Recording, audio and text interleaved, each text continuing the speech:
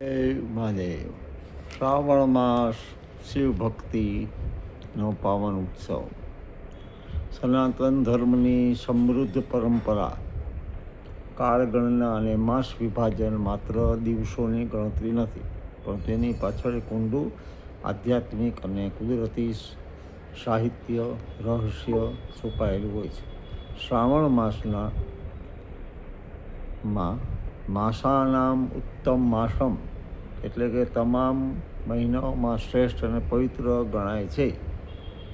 એની પાછળ ઘણા કારણો છે. મેઘધનુષી વાદળોની ઘનઘોર ઘટા હોય, ધરતી પર પથરાયેલી લીલોતરી, વાતાવરણમાં વ્યાપેલી શીતળતા. આ સમય દરમિયાન શ્રાવણ માસનો પ્રારંભ થાય છે. શ્રાવણ માસ એ માત્ર એક કેલેન્ડરનો મહિનો નથી, પરંતુ માનવ આત્માને પરમાત્મા સાથે જોડવાનો એક ઉત્તમ માસ છે. જપ, તપ, વ્રત, દાન, ધ્યાન વગેરે વગેરેથી આપણા આંતરિક જગતને ઉજવાળવાનો મહિનો એટલે શ્રાવણ મહિનો. શ્રાવણ મહિનામાં અગાઉ જે ટીચર હું હતો ત્યારે મને વિદ્યાર્થીએ પ્રશ્ન પૂછેલો કે સર, શ્રાવણ માસમાં અને ખાસ તો ભગવાન શિવને બીલીપત્ર જ કેમ ચડાવવામાં આવતું? અને હમણાં 2-2.5 દાયકા પહેલાં વિદ્યાર્થીએ પ્રશ્ન પૂછેલા, અને હમણાં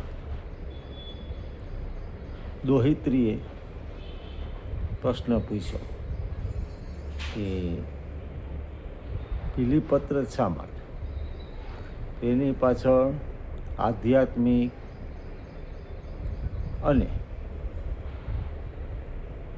વૈજ્ઞાનિક અને આયુર્વેદિક કારણો છે. આવો જાણીએ. ભગવાન શિવને આપ જાણો છો બીલીપત્ર ખૂબ પ્રિય છે. એની પાછળ અર્પણ કરવા પાછળ ધાર્મિક, આયુર્વેદિક અને વૈજ્ઞાનિક કારણો રહેલા.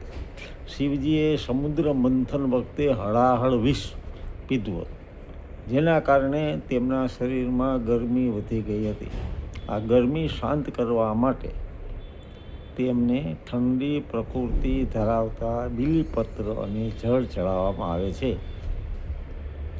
બીલીપત્રનું ધાર્મિક મહત્ત્વ જોઈએ તો ત્રિગુણ અને ત્રિશૂળનું પ્રતીક છે. બીલીપત્રના 3 પાંદડા સત્વ, રજ અને તમ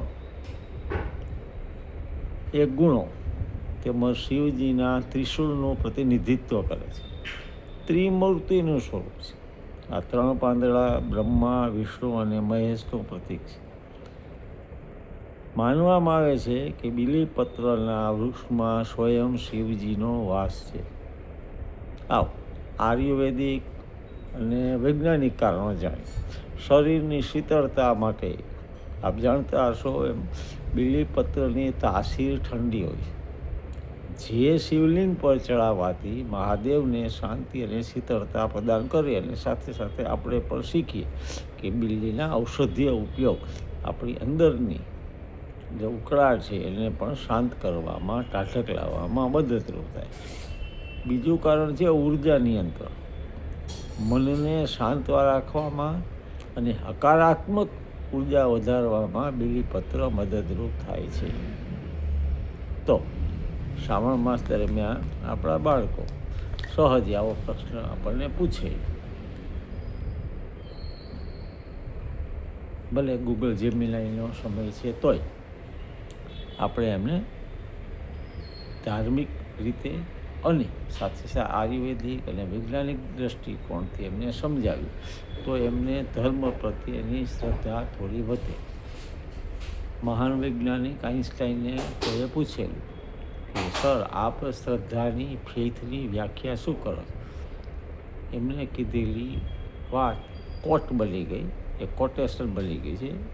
આપણને ખ્યાલ હશે, આઈન્સ્ટાઈને એમ કીધેલું કે faith is nothing but continuation of reason. Faith is nothing but a continuation of reason. બુદ્ધિનું સાતત્યપણું જેમાં જળવાઈ રહે એ વાત છે, એ શ્રદ્ધા છે.